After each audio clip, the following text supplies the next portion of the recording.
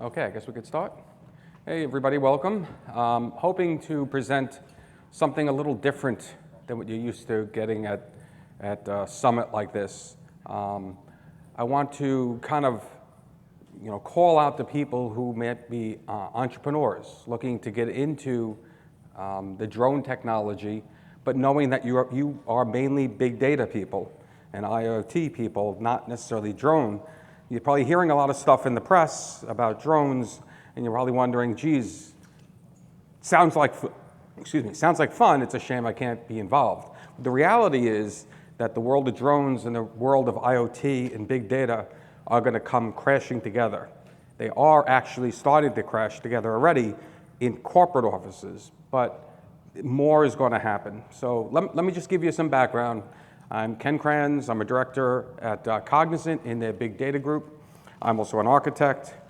In addition, I've been flying for about over 30 years. I have a private pilot's license.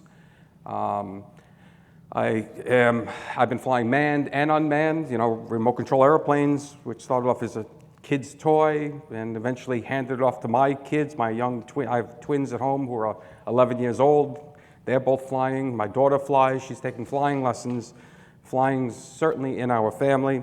I'm a member of, AOPA, EAA, AUVSI, all different type of flying organizations. Like I said, I'm doing big data now. I've been doing big data for about the past 5 years. Historically, I've been doing avionics, aircraft-based inspection systems, weapons control systems, fire control systems. So I've been doing a lot of aviation over the years. And I don't know if you heard in the news, but the FAA, just last week, just after I got all my slides done, gotta love it, the FAA released they released part 107 of the guidelines for drone usage, for commercial drone usage. And the current existence, what's out there is Section 333. We'll talk about some of these things. But now, as of last week, after taking the test, since I'm a private pilot, I also was able to granted early access to the test. I am now what they're considering a remote pilot in command, which is another form of a commercial unmanned aerial pilot. Okay? So again, this talk is going to be different. I'm not really going to talk, and I struggled with whether or not to make this a business talk or a technology talk. It's a little of both, but on the technology side, I'm not really going to talk about big data. I'm not going to talk so much about IoT. It's kind of assumed that you guys, since you're here, you kind of know that.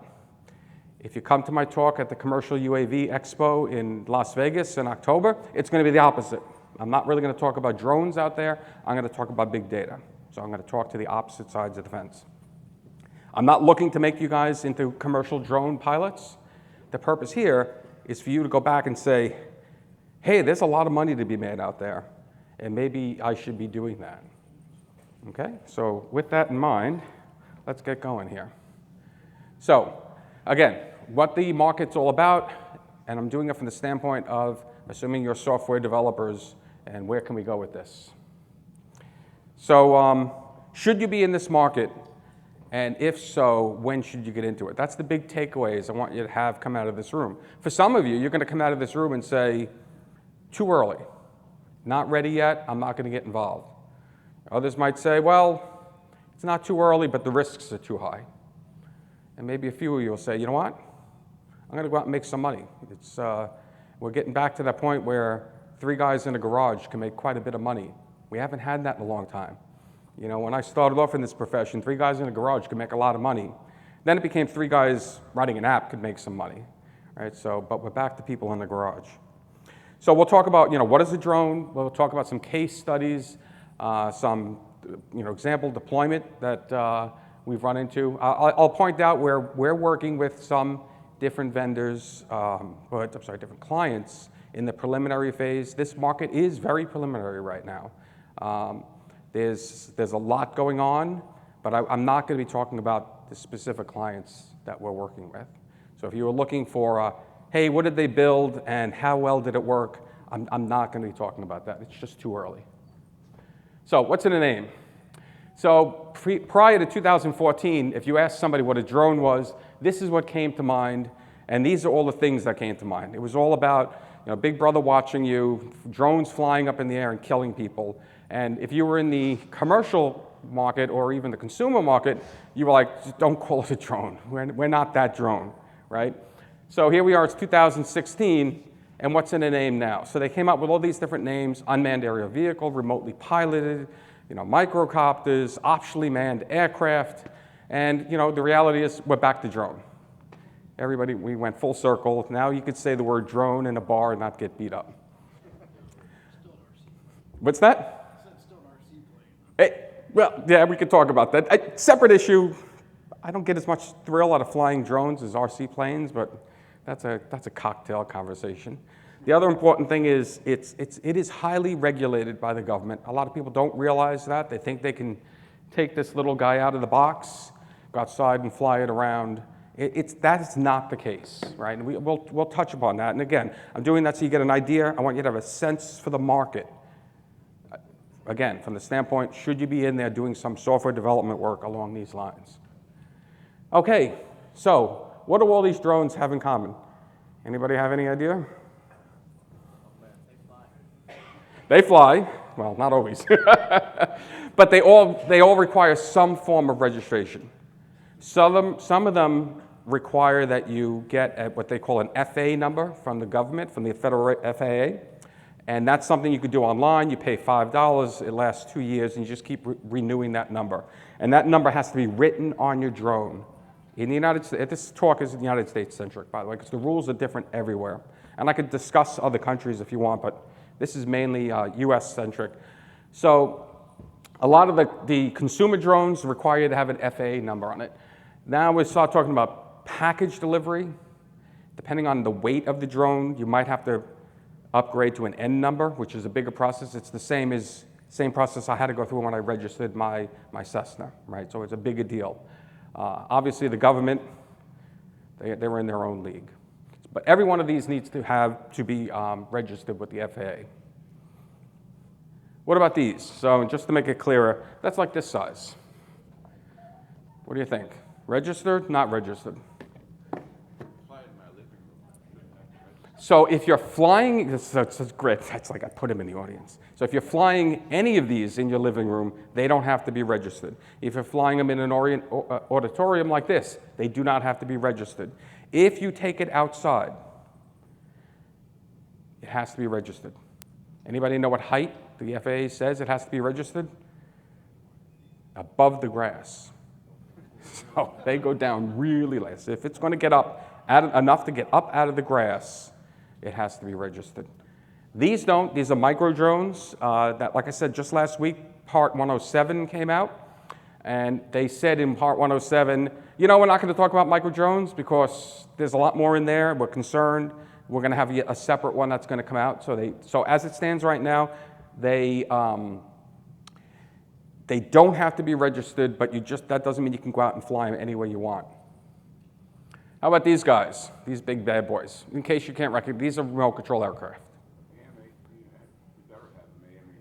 Right. Well, AMA registered is, you don't have to, but it's preferable. But these do now, well, in Part 133, they required the FAA registration. FAA, yeah. There was a big cry about that, so just to give you an idea, again, the lay of the land, the AMA and people who fly remote control planes said, wait a minute, you FAA agreed years ago that you would be hands off on remote control airplanes. Oh, there was a ceiling. No, they agreed, well, they agreed, there was a ceiling, you're right, there was a ceiling, and it was actually higher. But then the FAA stepped in with Section 333 and said, no, we want these registered. In Part 107, from my read of it, again, it was a big, thick thing, and I had a daughter who was graduating high school and 2 11-year-olds graduating elementary school. I didn't read the whole thing. It looks like these don't have to be registered now in the new section. How about that? Model rockets, no registration at all required. What about these guys? Kind of look like airplanes, right? Experimental airplanes require an N number. These two actually happen to be optionally piloted aircraft. And I've seen both of these fly. So you literally, if you look at the diamond over there, in the pilot seat is just a whole bunch of computers. and that plane has flown around what used to be Griffiths Air Force Base in the traffic pattern, and it's actually designed that it senses when another plane comes into the traffic pattern, and it will actually leave. That was the test that I was there to see. Leave the pattern, go fly in a holding area, and then when other human traffic leaves the pattern, it comes back in, and that's by FAA regulation.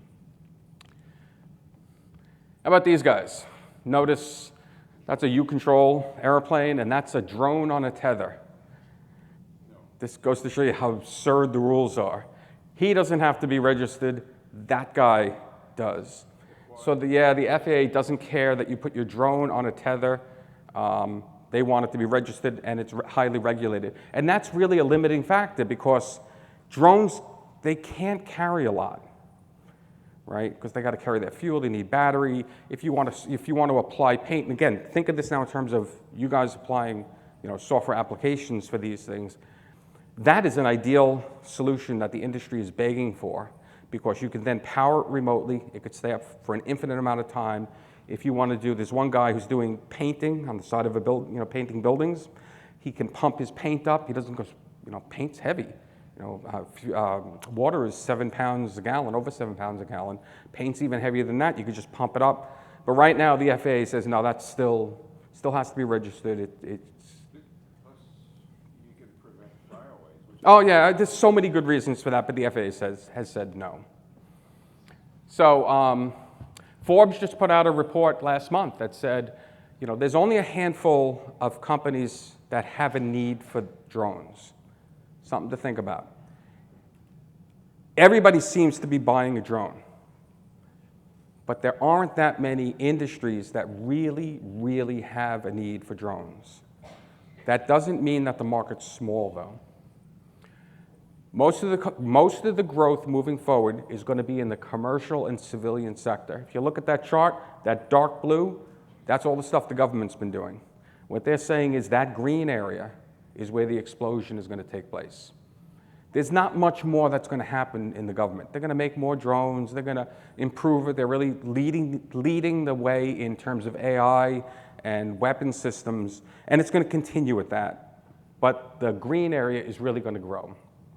The other thing Forbes said is legacy manufacturers have no natural advantage, meaning the guys who are doing the blue stuff, they're not really doing anything that if you wanted to get into the business in the green area where they're going to come in and eat your lunch. Of course, they're doing stuff over here that's very military, spy, high level, weapon systems, sophisticated data collection. It's not really necessary for the commercial market and for startups. There is significant work going on already outside the United States. The United States the FAA is really clamped down on the use of drones in this country. So if you're looking to get into this, I can guarantee you're getting into it too late, not too late, but late into the game as compared to other countries that have been more forthcoming. I put down 2017 in here. That I anticipate that the well, actually they said 2017, take that back. They said 2017 that they expect the easing of the airspace restrictions. And everybody, when they hear that, they're thinking Amazon package delivery. That's not going to happen in 2017. But I think you'll see it's already in 107, where the current limitation is line of sight. Now they're saying it could be line of sight, but you can have multiple pilots. But the ability to say, I want to take this drone off from here and fly it 5 miles to somewhere else and do something, that's still verboten in the FAA terms. And this is kind of an interesting one. That was their summary. The technology barriers are both a hindrance and a boon. Right? A lot of companies aren't going to want to get into this because there's a lot of, it's technology and federal blockages that are preventing this industry from taking off. At the same time, those can disappear overnight. So if you start to get into this business now, you can find that you're in the bird dog seat. There we go. So is it too big to ignore? 4 million drones have been sold as of 2015. Drone Deploy, one of the vendors that we'll talk about that supplies a ready-to-go drone for the agri industry. They've already mapped 3 million acres. They just reached the 3 million acre point. Guys in a garage It's thriving. It's back the way it was back in the late 80s, early 90s, where a couple of people get together. In this case, they take a drone, they put some sensors on it that weren't on it before, they go out and they start a business, and they're getting somewhere. Now, the crux of this talk is going to be what's missing that's making them really succeed, which is where you guys come in. But that's happening right now in garages all over the country.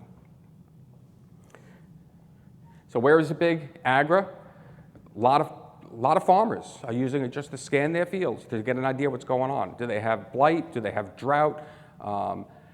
Dusting is imminent. So now that they have, with 107 coming out, the ability to fly larger drones is coming, is going to be realistic. And larger drones means more payload. More payload means the ability to carry chemicals and spray it on your field. I can tell you as a pilot, one of the most dangerous jobs in aviation is being a crop duster. Right? More deaths doing crop dusting than in any other part of aviation. Crop dusters come in low, they spray chemicals, they go to pull out, oop, didn't see the wires. Right? Come in low, go to spray, engine failure, 50 feet off the ground, few options. Look what's in front of you, because that's where you're landing. Cinematography, happening today. Movie industry has gotten 333 exemptions to allow them to use it for cinematography. They're doing it right now. They're using it in movies that you're watching today. They've been in it for a little while. Real estate imaging. Individuals with different real estate companies are just using drones to take pictures of houses, high-end houses, aerial shots, and that's happening today.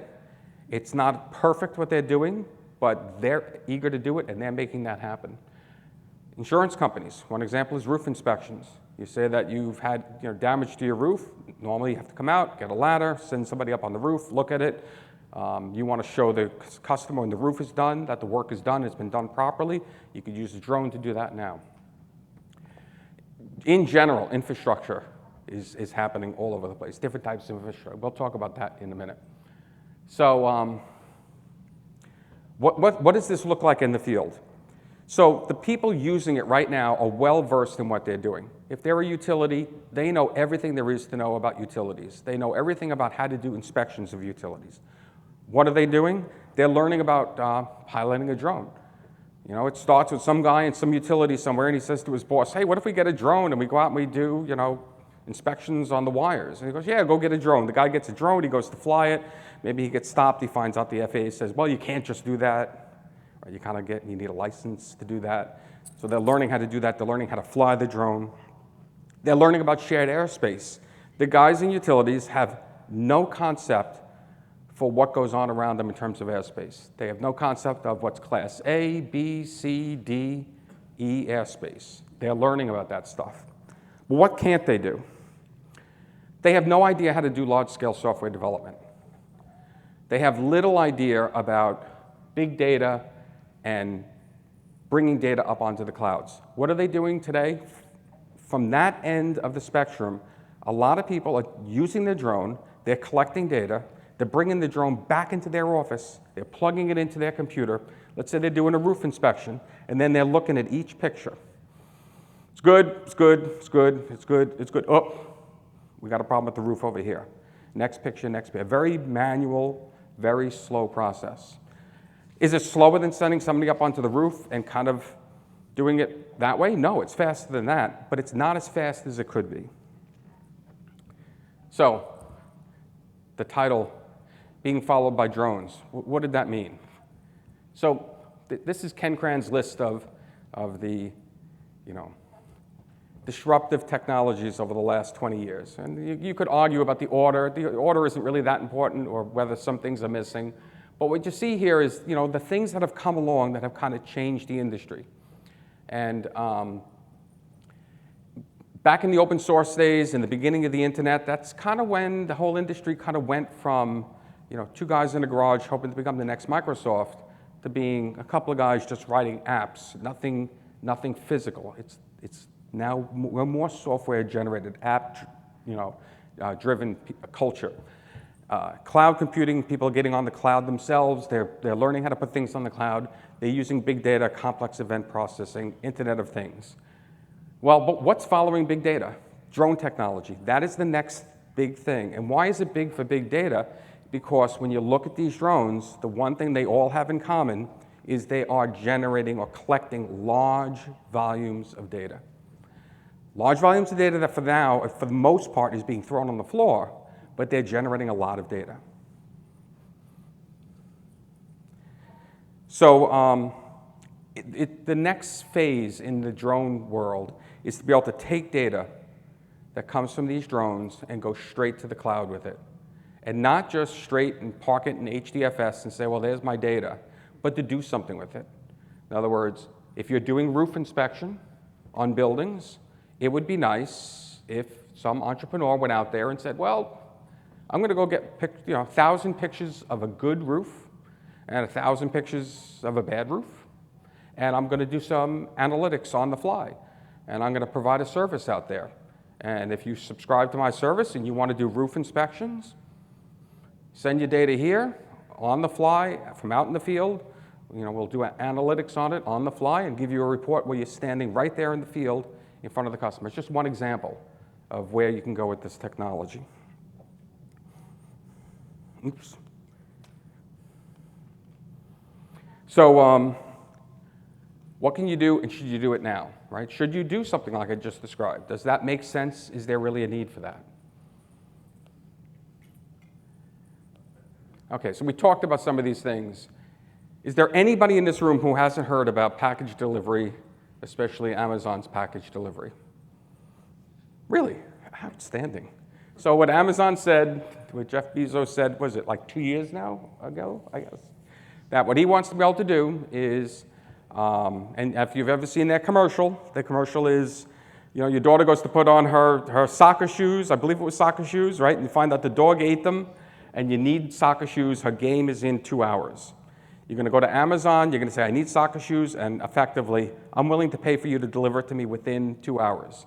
That your local, wherever your local Amazon warehouse is, they're going to put these soccer shoes on the bottom of that drone, and that drone's going to take off, and it's going to fly to your house. It's going to kind of land on your front lawn, drop the package, and leave. That is not going to happen for a while. Don't get me wrong. It's not that it can't be done. It's not that Amazon doesn't have what it takes to make that happen. They're not going to get that through the FAA for quite a while. I think we can meet, let's all agree now to meet here in 5 years, and we'll talk about what Amazon's doing. I love what they're doing. It's just, the reality is it going to be 5 years? It might be shorter than that. I picked 5 because in 5 years, ADS-B, separate issue, will be out and in force, and I think that that's going to play a key role in it, although we'll talk about that in a little bit. It's not an Amazon thing. It's not a Google thing. It's not a Domino's thing that they can't get this done. You could do it right now today. They're doing it in other parts of the world. It's just that the FAA is not really going to let that happen. And I'll be honest, I'm a pilot. I hear in the news all the time where they say, one of these days a drone's going to get sucked into the engine of a jetliner, and that's going to be a bad day. And I'm like, well, no, it's not. My brother's a pilot for a major airline. I know what's going to happen. They're going to lose an engine. Hopefully it'll be contained so nobody gets killed by all the parts coming out of it. And the two highly trained pilots are going to jump into action and do what they live to do. They're going to shut down that engine. They're going to pull the fire on it. They're going to land this plane they're going to declare emergency, land the plane. All the passengers are going to get off safe. You get me flying my 172. I take a drone into my propeller. The propeller is going to go out of balance. It's going to rip the engine right out of the plane before I have a chance to idle it back. And now I'm going to lose about 2,000 pounds in the front of my plane. And despite of the fact that I haven't been to a Weight Watchers meeting in several months, that weight that I have is not enough to make up for that. And my plane's going to spiral out of control and I'm going to die. That's going to be a bad day for me, okay? This isn't going to happen for that very reason. Just because they can't figure out this mixed airspace, keeping them away from planes, yet not violating property rights for people, and then hitting wires and all that other stuff. How are we doing on time? Got to move faster. So precision agriculture, I'm going to move a little bit faster here. It's being used right now. This is a guy upstate New York. He's using a radar control airplane to look at his crops, see how they're doing. This is Yield Defender I was telling you about. This is a drone you could buy ready to go. They provide it as a service. They've mapped 3 million acres now. And so they're starting up. But the thing is, this is not an open source solution, right? You got to go to them, get their drone, use their service. They do a great job, but you can't take your own drone and use it for that. Flare stack inspection. I don't know if you know what a flare stack or just any inspection for the most part. What do these all have in common? You don't want to be up there doing this. This is out in the North Sea. This picture doesn't show it right, but if you fall off of there, you're into the North Sea. Not to mention, you got to be like, I don't know how many stories up above it. You couldn't pay me to fly past that thing. Forget about climb out there and do that type of inspection. We talked about these, cinematography, real estate. It's being done right now today. Again, still a very manual process. Other popular use cases, if anybody has questions about any of these, they're all out there. They're all being done today. So what do they have in common? By using drones, you don't put a guy in trouble. You make it happen much quicker. You increase the number of inspections you can do. They're heavily data-driven, though. And the bottleneck is that manual intervention, right? It's still, for the most part, the data's on the drone. It's not up in the cloud. And when you do get it somewhere, it's like, okay, open an application, start looking through, figure out what you're going to do. So what's really needed? That last mile to getting the data to the cloud. That's being taken care of as we speak right now. A lot of the drone manufacturers are starting to give you a way to get that data up. You want to get rid of that person from the workflow. That's where you guys come in. Start thinking about different use cases. That now that you can get the data off the drone, even consumer drones, again, think real estates. What can you do to get that data that it's up in the cloud that you can provide a service for them? And then they're going to be able to talk to one another. Right? If you have a lot of different drone data coming in from different vendors and you have ADS-B coming in and you tap into other markets, what can you do in terms of Internet of Things?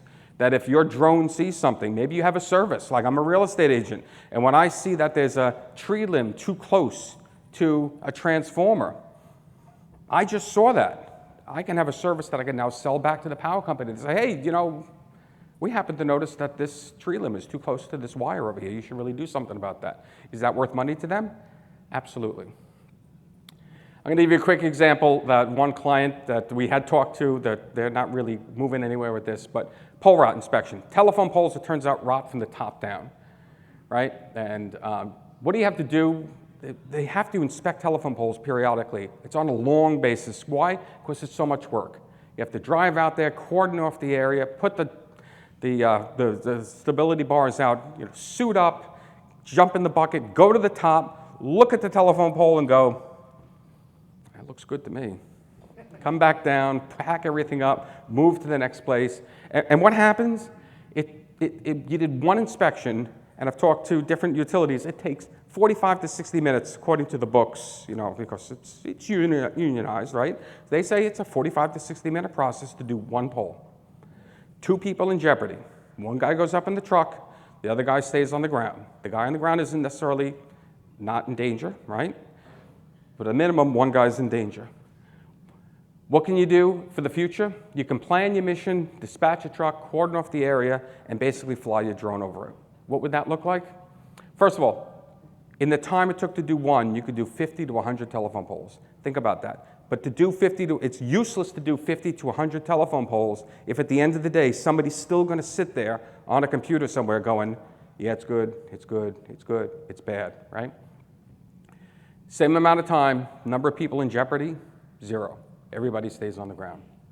What would that look like? Somewhere in an office, somebody would sit there and say, this is the route we want to fly. Each one of those would indicate not necessarily a telephone pole, but where the drone's going to be at different times, where it's going to be looking. You would arrive on the site, you kind of assess the area. Does this thing look like what the guy who planned this mission thought it would look like? Are there other things in the area? You'd update your mission, you'd secure the area, you'd fly the mission. Data would come in. Not going to talk about the big data side of it. We have a nice talk on that. Come to Las Vegas with me and we'll talk all about that. The data would come in from each pole as you fly along and make decisions right there and then. Is it a good pole? Is it a bad pole? Scores would be created, and pretty much before you land, you can have scores printed out in the truck or on a screen. Things might not compute, right? You might have a situation, you see there's another pole coming out the top, that might confuse it. So what do you do about that? So human would have to step in the loop. Somebody would have to look at that and say, well, this was a good pole, but there was this other pole sticking out. But guess what? You're going to stick that in your database for future reference to do analytics to try to determine that automatically on the fly. What I was talking about before, while you're doing the scan, you might see lines, power lines that are too close to branches. You might see a transformer that has cracks on it. You might see, holders, brackets that are cracked or broken. You can do, complex event processing. You can do IoT. You can notify a truck for the power company that's driving down the block as to what's going on. I talked about ADSB, as your drone's flying. So the picture up at the top, I didn't label it, but that's kind of like the FAA's picture about ADSB. And ADSB is a way for planes to talk to one another for civilian. It's going to be for every aircraft, but they want to make it so all aircraft know where they are, and that's mandated by 2020. Your drone can be talking to ADSB, telling other aircraft where it is, because they don't see the drone. It's too small, right? And they want to know where it is. I remember one time I was flying around a traffic pattern, and this Southwest jet couldn't see me, and you could hear the tension in the pilot's voice. I mean, this is his career. He's got people he's responsible for. He doesn't need some idiot in a Cessna that's going to fly into him. So I had to let him know that this happens a lot when you fly. That I see you. I'm from this direction from you. I'm this far. Put him at ease. ADSB takes that away. They see you all the time. Smart meters. Smart meters. I'm talking about smart meters using wireless technology.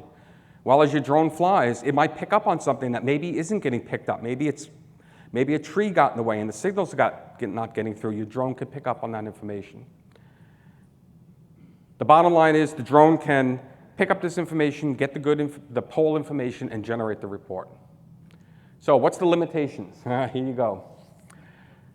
When does the FAA step in? The moment you take off. The old process was the Section 333 exemptions. Last week that changed. It's not official, it's out, but I think it'll become official in August. The Part 107, so now they have a new requirement. You have to go by the Part 107 rules, which requires you to take a knowledge exam. The good news is they've dropped the requirement that you have to have somebody like me, a pilot of some form, on site when you're flying, okay? And that's gonna help the industry quite a bit. You have to do all your pre-flights. You have to talk to the local tower. If you're within 5 miles of an active airport, you have to be in communication with that tower. At least call them on the phone. Say, hi, this is so-and-so. This is my FAA number. I am going to be 3.5 miles southwest flying a drone at a maximum height of 200 feet within a quarter mile from this time to that time. Here's my cell phone number. Call me if you need me to land my drone. Or, in my case, a lot of times, I just have a radio, and I'll tell them I'm on frequency. I'll let them know when I'm on. So those are things that you have to do. Property rights. How high can you fly a drone over somebody's property? There's a lot of talk about that, right? So case law, it says it's 83 feet. And that goes back to like 1940-something, if I remember right. There was U.S. versus Cosby. Cosby was complaining that jets landing at an Air Force base were scaring his cows, and because they were coming in too low. And so the court said, okay, and they made a decision, planes can't be below 83 feet. So a lot of people going around saying, well, 83 feet is the limit. Other people say, no. The FAA says a plane cannot fly below 500 feet for safety reasons, therefore 500 feet is the limit. That's not what the FAA said. The FAA said you can't go below 500 feet over sparsely populated areas because they want you to have some outs if you lose your engine. It was never about privacy. It was always about 500 feet so you can maneuver and not hit a tree or hit a house, right? It's 1,000 feet over most parts of the populated parts of the country. Again, same thing. They're not saying 1,000 feet is somebody's property right. They're saying, if like an area like this, if you're below 1,000 feet and you lose an engine, look at the house in front of you because that's where you're landing, right? Limitations right now, it's line of sight, 400-foot limit. So the line of sight hurts the industry. I can't fly a drone further than I can see it, and the limit is, by the way, a quarter mile. Okay? They have provisions in there for as of last week, the transfer the drone pilotage to another pilot if you want to go a further distance, but then you got to have somebody every quarter mile, right? It's strictly daylight operations. You have to file a flight plan. Safety observers are requested but not mandatory. So you can see there's a lot of things in there that's kind of putting the brakes on the industry, but this industry is still growing and exploding. In spite of this, there are people gnawing away. I mentioned the 5 miles from an airport, 3 miles from a heliport, 2 miles from a seaplane port. You can't fly in those areas without talking to a control tower. We talked about 107, that's brand new, like I said. State and local governments are trying, continually, they're just coming up with new laws that regulate drone usage. The courts, for the most part, keep coming back saying you can't do that. The FAA has the final word in what happens. That doesn't mean that if you have a customer, then they start a working relationship with them, and the local town says, no, you can't fly that drone in this town for that reason. They're going to have to stop until they get it resolved. And maybe they won't get it resolved. Maybe the court will overturn it and say, no, they have more jurisdiction than the FAA. We talked about the minimum privacy heights. Other things that could be a problem. The FAA, there's talk about privatizing the FAA. Who knows what's going to happen, right? If they privatize the FAA, the new company that comes out that runs air traffic control might say, hey, you want to fly your drone? Not a problem. It's $500 a pop. Every time you bring it in the air for commercial use, we want a $500 fee. I don't know. We don't know. It's a big unknown, right? So is there going to be fee for use? We talked about ADS-B. There's different ways of tracking drones. ADS-B is likely, in my opinion. People say no because it's too heavy. But again, my experience, something that's expensive and heavy today becomes one chip down the road, right? And then international adoption. I mean, maybe if you want to get into this business, you should be doing it overseas. Maybe you should be doing it over in Asia or Europe because they're a lot more flexible. Canada too. So then there's the bad actors. You have people, you read about them in the paper every week, who are doing stupid things with drones and they're making it worse for everybody. You hear about, quote, aircraft strikes. So far, there hasn't been a verified aircraft strike. It's going to happen at some point, but there's none that I know of. Certainly terrorism is an issue. If terrorists start using drones for acts, you could see it all come crashing down. They'll just put a stop to it, right? And so if you're trying to get into this business and you're expending a lot of money and something like that happens, you could find yourself out of business the next day. There is an anti-drone pilot sentiment out there in the flying world. Pilots don't want drones. There's 1 million pilots in the country. Kind of take that with a grain of salt, right? They don't control everything. I am one of them. Because I got a foot in both camps. I don't know what happens if I didn't fly a drone. Would I be like, damn drones, get them out of here? Right? I don't know, but there's something to be considered about that. Well, some of that is job security. A little bit of that's job security. Job security was more when the pilots like myself who are pro, you have to have a pilot on site to fly a drone, because that meant people like me could work. There's only 1 million of us, right? And it's reversed. Yeah. You don't need a pilot. That's crop dusters. If you can get this going for crop dusting, I mean, you're going to put crop dusters out of business. In a way, that's a good thing, though, because it is a very, very dangerous job. So you've probably seen some of these pictures. You know, it's the references on the bottom, but I forgot who put it out, but it was in the news last week in Europe, just last week, and they were saying that 51% of the people when polled are against drones. In the 75% range say they have privacy concerns, general safety concerns. They question whether or not you really need to use a drone, but yet at the end when you say, well, how well do you think you really understand the whole drone issue? They say less than 20% say, yeah, I really know what it's about. So but it's these things that you see. It's the moron up in Connecticut who attached a flamethrower to his drone to cook a turkey. It's the same guy who hooked a gun to a drone, right? Okay, it's the downhill skier who was being filmed doing his downhill run, and that drone came crashing down right behind them. And let me tell you something. It went crashing down. It didn't float to the ground. That thing smacked the ground just after he passed it, right? So, and that was on TV, and people saw that. And then you see things like, anti-drone net catchers and things like that. So it certainly has a lot of bad publicity.